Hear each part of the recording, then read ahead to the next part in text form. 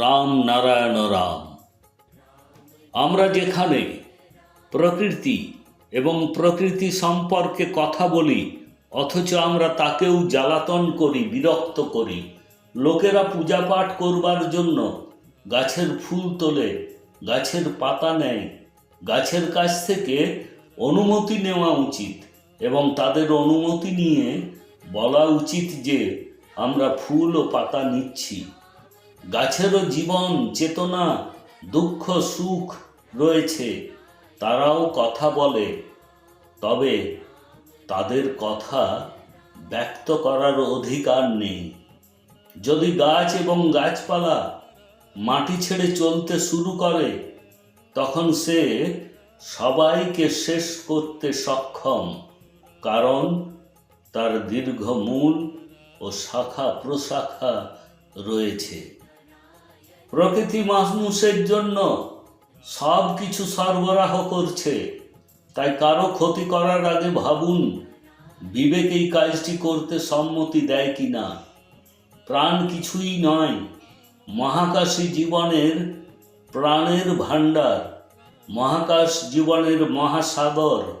মহাকাশী একের মধ্যে সব কিছু, যেখানে সব কিছু ছিল, আছে, থাকবে।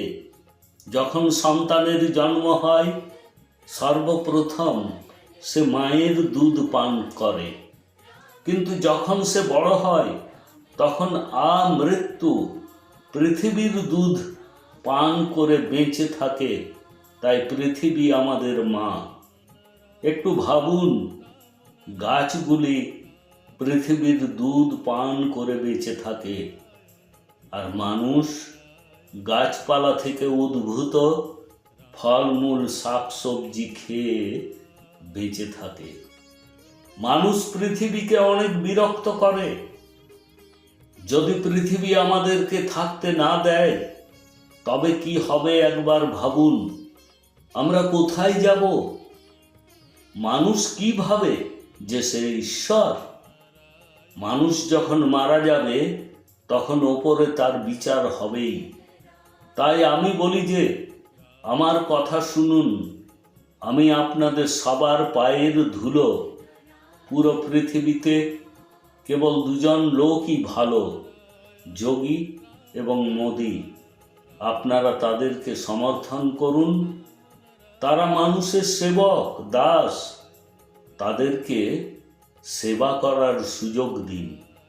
মহাকাশ যে এই সৃষ্টির জন্ম দিয়েছে, তার কোনো মূল্য নেই। মহাকাশে সমস্ত গ্রহ, নক্ষত্র, তারা, নক্ষত্র মণ্ডল রয়েছে।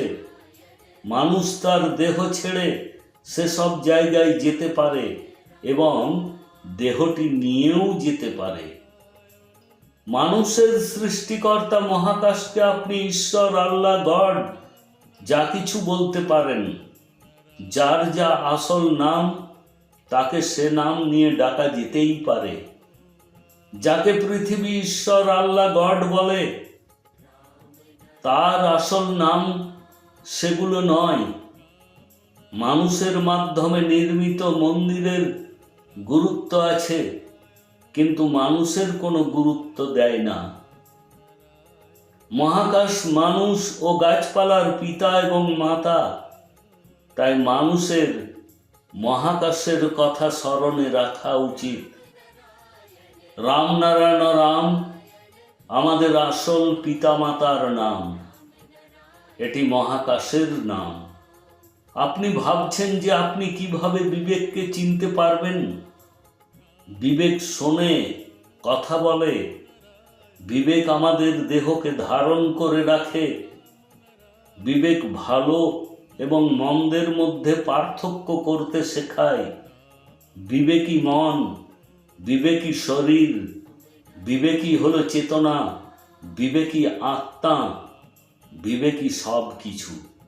যতক্ষণ আমাদের দেহের অভ্যন্তরের সমস্ত কিছুই আমাদের থাকবে, ততক্ষণ এটি সম্পূর্ণরূপে আপনার শরীরে কাজ করবে।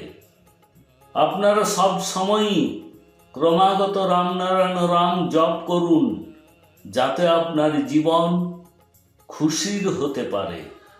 এই বীজ মন্ত্রে রয়েছে সেই শক্তি যা আপনার প্রতিটি রোমকূপকে জাগ্রত করে এবং জীবনে সফলতার খুশি নিয়ে আসে।